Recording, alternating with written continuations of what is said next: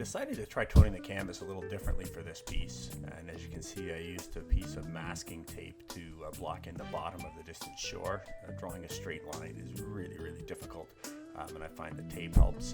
And then before I start, I'm putting on a really thin coating of the water-soluble linseed oil. As you can see, I'm taking a stiff brush and really mushing the paint around. Then it's preparing my palette.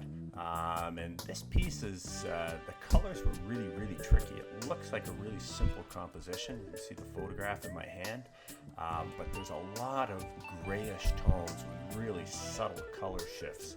So I find it's always easier to try and mix these at the start, and then just taking a relatively small brush, just drawing in the cloud shapes.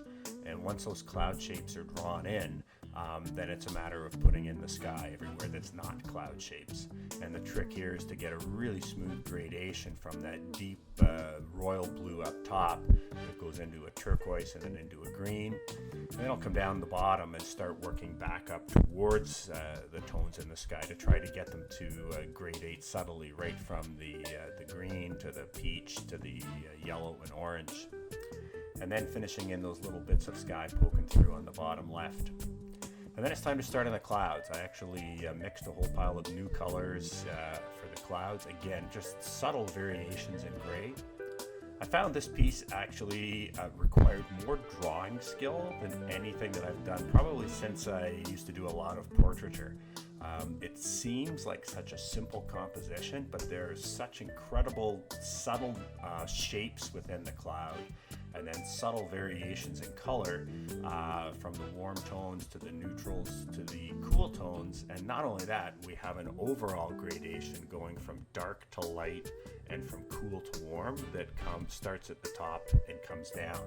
So trying to kind of see that, first of all, required intense concentration, kind of looking at my reference photo, and then trying to actually mix the colors was very tricky, because when you see a gray, it's like, is that gray more orange or more red or more green or more blue or more violet?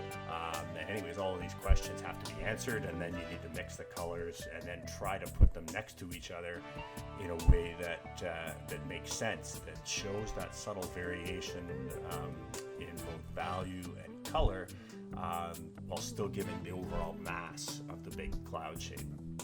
So this was just, like I say, a lot of really looking really carefully, and then mixing colors. And again, I worked from the top to about halfway down, and then I find it easier to kind of go back and state the exact colors and values that I want to have at the bottom of the cloud shape, and then gradate those tones up to the tones that I've already stated in the middle.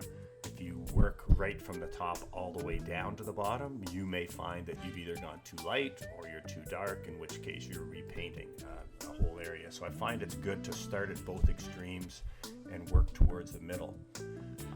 I also had to mix new colors for this section of the clouds, because now we're in much more of the oranges. They're still grayed down oranges and violets, but they're much more vibrant than the colors are in the top part of the cloud shape. And then I realized before I can finalize the rim lights on the clouds, I need to kind of suggest the water and at least get it fairly close to the color and value that it was going to be. And I'd done a small sketch of a similar scene to this for my show at Coiman Gallery, so I knew the water was going to be tricky, that I needed to show that reflection on the water, but it couldn't be too jagged and too kind of staccato, the brush strokes, or it would really impugn upon the unity of the painting with all that softness that's going on above. So it was a real trick to try to get those those painterly strokes of broken color, but not have it too jarring of an effect. And then it was a matter of coming in, finalizing the highlights around the sun, and then putting the glow on that distant shore where it appears just underneath the sun, and just putting in general color all across the distant shore. It was actually pretty much a pure black, so just putting a little bit of color in there, kind of warm tones where it's towards the sun, cool where it's away.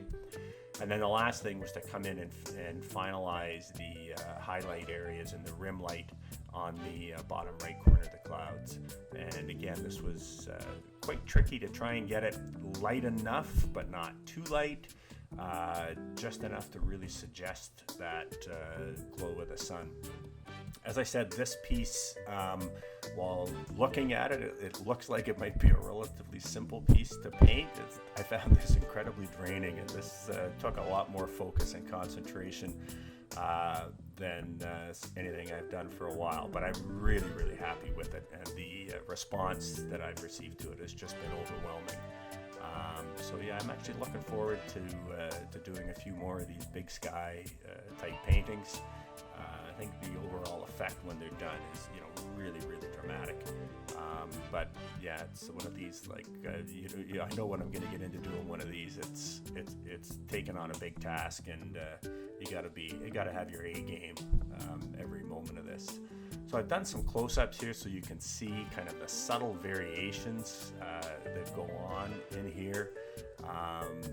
It was just, it changed color or value literally every half inch, even within big shapes that looked like they were just dark grays. So this piece is scheduled to be at a solo show of mine at the Chinese Cultural Center in Scarborough in Toronto. That's coming up April 21st to 27th.